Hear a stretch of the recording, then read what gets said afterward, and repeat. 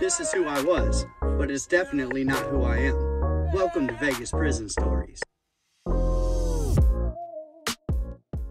Hey, welcome back everybody. So it's been a busy week. We had a hurricane, then my sister, she had a stroke. I'm up near her now. I'm staying in a hotel. The audio's gonna be garbage. You can probably hear it. It is what it is. I'll be up here for this one and I'll be up here for the comments video also. Bear with me, life, man. And it sucks because Josh from 23&1 got to this story before me, and this is a big happening in my home state. I'm kind of salty about that. Good on you, Josh. You kind of told the story, but we're really gonna tell the story. So without further ado, Pokerwood, tell me a tale. I got one for you. If you remember in my Paisa video, I told you about this Paisa, Omar Rueda Denvers. He didn't look like much, tiny little Paisa, never would have guessed what he was in there for. Well, his Cody escaped from prison. So let's talk about their entire story, the escape, all of it. Let's get after this. So in 2007, Omar Rueda Denvers broke up with his girl, Karen Chali. I hope I'm pronouncing that right. It could be Corinne. Listen, we're gonna call you Karen Chali. Sorry. Now those two, they had a child together. They had a rocky relationship and they had broken up. Now, Omar Rueda Denvers, who we're gonna call Angry Paisa for the video, just sounds better than Omar Rueda Denvers. So Angry Paisa, he didn't take that breakup too well at all. So what's Karen do? She tells him he can't see his kid. That was enough to send him over the top. Add on top of that she had apparently started dating somebody that she worked with in the Luxor at the Nathan's hot dog stand. Now that man's name is Wilibaldo. Man, I need to take Spanish. Wilibaldo Durantes Antonio. Man, nailed that one. I feel good about that. Now the issue between Karen and Angry Paisa had even spilled over into the Luxor, with Angry Paisa being kicked out of the Luxor for causing a scene while she was working. Prosecutors during the trial actually said the Angry Paisa had sat out in the Luxor garage and watched as Wilibaldo and Karen made whoopee. The dude's got a screw loose and now he's jealous and now he's angry. What's he gonna do? He's gonna look for revenge. Now Angry Paisa, he has a friend named Porfirio Duarte Herrera. Yeah, nailed that one too. Also known as Pilo. So guess what we're gonna call him? Angry Paisa's friend Pilo. Now Pilo happens to be really good at making explosive devices out of just about anything. The guy is kind of like MacGyver. We could even call him MacGyver Paisa. So naturally, Angry Paisa has MacGyver Paisa make him a little pipe B-O-M-B. Can't say that word. So that he can exact his revenge on his ex, his baby's mom, and her new lover. So Pilo, aka MacGyver Paisa, he builds it for him, and then he takes it a step further. He even plants it on top of Wilibaldo's car at the Luxor in the garage. Now, in the early morning hours, 4 a.m., here comes Karen with Wilibaldo, hand in hand, strolling out to his car so that they could leave. Work was over. On top of the car, well, there was this cup. It's a 24-ounce styrofoam cup. What's Wilibaldo do? He doesn't want that trash on his car. He goes over and with his right hand goes to grab it, not knowing that there was a motion sensing explosive device in this cup. And as soon as it moved, it blew his hand off. It threw shrapnel through his head and blew a 12-inch hole through his car. Now, Karen was untouched. I won't say untouched because obviously having to see this happen to the guy she was with is more than touched. She was uninjured. Wilibaldo was rushed to the hospital and about 2 hours later he was pronounced dead. Now naturally, police in the city, something like that happens, especially in a downtown parking garage, the first thing they think is terrorism. So they go looking. Well, Karen knew better. She knew only one person would do this, and she led police right to him, telling the police about Angry Paisa and his friend MacGyver Paisa.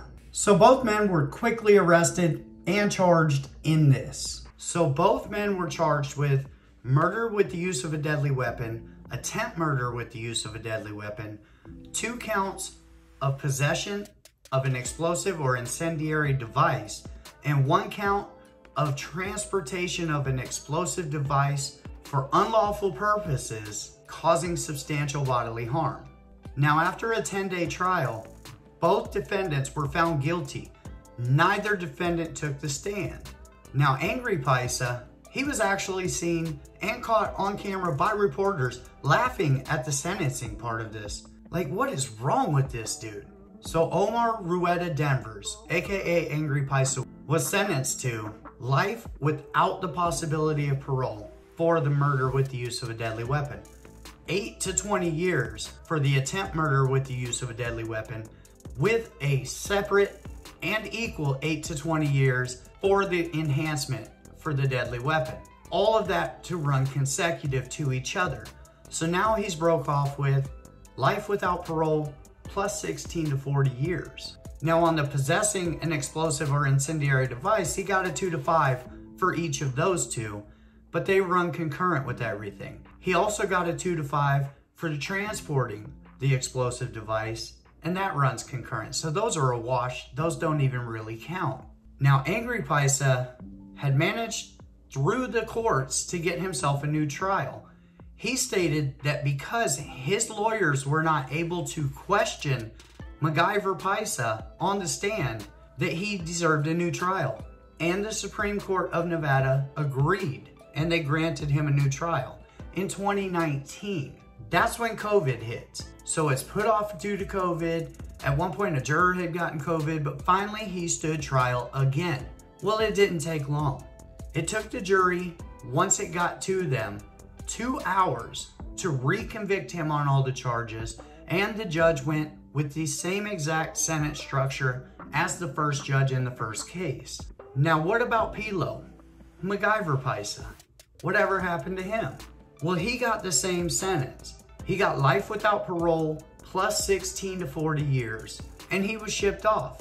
Now, MacGyver Paisa was then sent down to Southern Desert. Southern Desert is the older prison in Indian Springs. It's the one I told you that, you know what I mean, Vern cop was in there talking shit and stepping all over my bed. It's that prison. Now, MacGyver Paisa got a hold of some acid somehow. Now, the windows in this prison are old. They're old school. They got the mesh, and then they have these like flipping blinds almost, where you turn it and the little metal blinds come down like this, or they open up like this, right? Well, he got some acid, poured it on the wall between, and managed to go through his wall out onto the yard. I haven't been in Southern Desert since 2010 or 2011. There were no guards in any of the towers. There was only a shotgun guard that would sit up on top of the gym during movement. So it was pretty easy for him to go through his window, get up over that fence, and get a head start. Now, he had made himself a cardboard dummy. He put that dummy in his bed, and that dummy passed count all the way from Friday when he left to Tuesday when they figured out that's a dummy in his bed. He had a 4-day head start.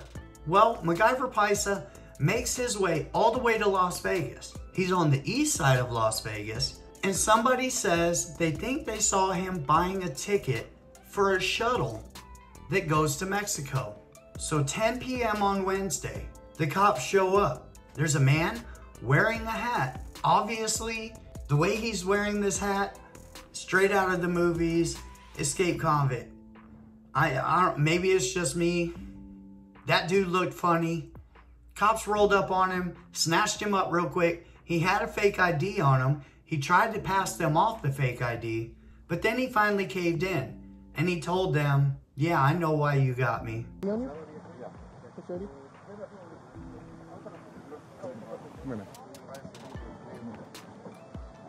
be stupid.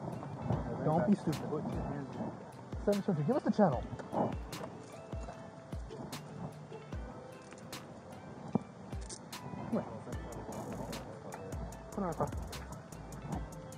You right? Clava, inglés, español. 742 is possibly going to be him. He's in custody. Holding this down. That's the red if we have one. Spread your feet. Look at me. Watch him.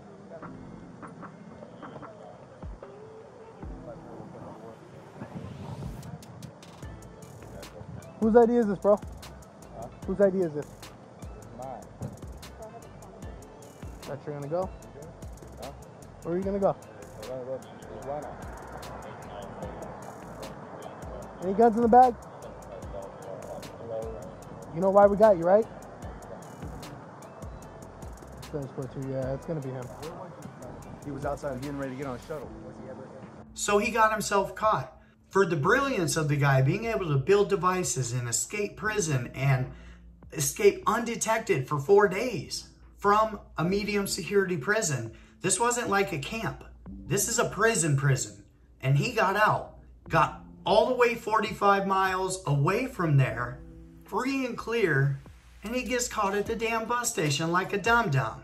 Now the man had absolutely nothing to lose. His very first parole hearing is 2103. What do you have to lose? I would have been trying to figure a way out of there too, and he did. He absolutely did. The dude was ingenious the way he did it and the time he took and how methodical he was. He just didn't have a good enough escape plan after the escape. It's wild. Neither man is ever gonna leave prison unless they can escape.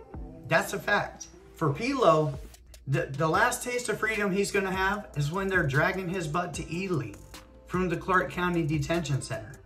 It's just wild. How could that man not just take off? I mean, shit, man. You gotta have somebody that could just take you anywhere, to Phoenix. Get a bus ticket from Phoenix. You don't think the cops are gonna be watching the Mexican shuttles? So that's what went down in Nevada. I wish I could have brought this story to you when it was happening, but Hurricane Ian said, fuck what you got going on, I'm coming for you. Game on. Then my sister's medical. I had to drop everything, come up here. I mean, it's one of the very few women or men or anybody. It's one of the very few people that I actually love in this world. So, you know, it's a scary situation. So everybody please have her in your prayers. She's doing much better already. She has a long way to go. Thank you for coming to Vegas Prison Stories. I appreciate each and every one of you, and I hope you guys have an amazing day. And I'll see you next time.